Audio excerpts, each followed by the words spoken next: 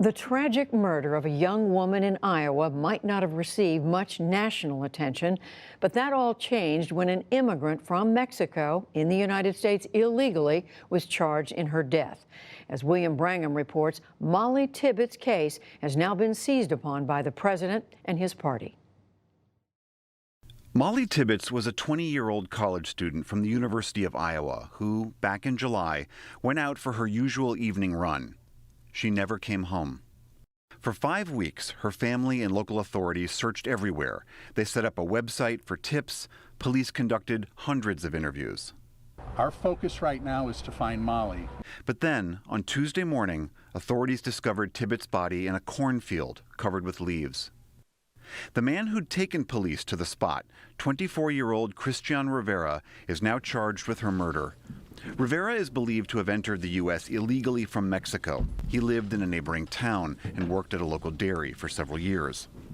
While Rivera's arrest brought some sense of closure to the Tibbetts family, the tragedy of her death is also being used as a rallying cry against illegal immigration. Hours after the news broke, President Trump brought up Tibbetts' murder at a rally in West Virginia. You heard about today with the illegal alien coming in, very sadly, from Mexico, and you saw what happened to that incredible, beautiful young woman. It is so sad. Conservative outlets, especially Fox News, gave Tibbetts' story heavy coverage, emphasizing that Rivera had come to the U.S. illegally and how Tibbetts' murder was directly caused by U.S. immigration policy. This man had no right to be here. A steady stream of Republicans echoed this theme.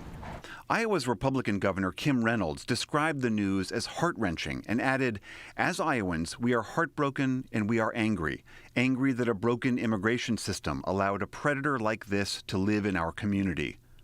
Arkansas Republican Senator Tom Cotton wrote, "Molly would be alive if our government had taken immigration enforcement seriously a decade ago." Some in Tibbetts' family have pushed back on this linkage. Tibbetts' cousin, Sam Lucas, responding to one conservative activist, wrote, "We are not so small-minded that we generalize a whole population based on some bad individuals. Now stop using my cousin's death as political propaganda." But yesterday afternoon, the White House amplified the story, releasing this tweet about Tibbetts and including a video montage of grieving parents whose children had also been killed by what the White House called illegal aliens.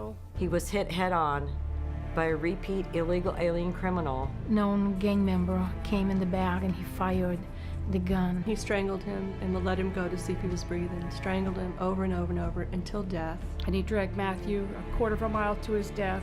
4 hours later, the president posted his own video about Tibbetts. A person came in from Mexico illegally and killed her.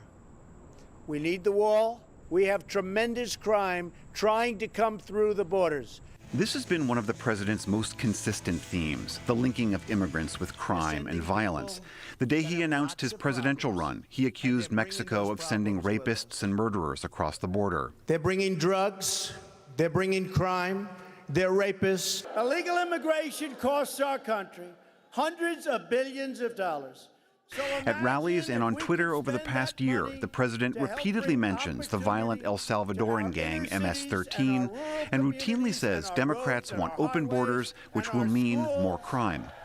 While this is the president's mantra that immigrants equal crime, evidence points in the other direction. Several studies have shown that areas with higher rates of immigrants have lower rates of crime. Other studies demonstrate that immigrants themselves commit crimes at lower levels than native-born Americans.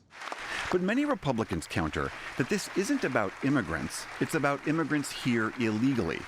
They say any crime committed by an undocumented immigrant is one crime too many.